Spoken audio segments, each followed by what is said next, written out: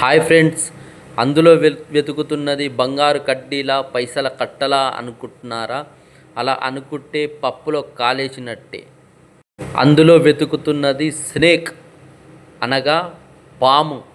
ఈ వర్షాకాలంలో ఎక్కువగా ఇలాంటి గడ్డిలో రోడ్లు పోటు వస్తుంటే అలాంటి ప్లేస్లలో పడుకుంటాయి.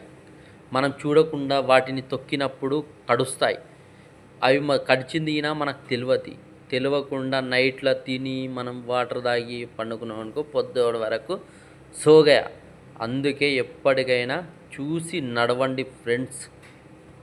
కానీ ఇందులో పామును మేము వెతికాము. అది చిన్నగా ఉండే వరకు ఎక్కడి నుంచో వెళ్ళిపోయింది.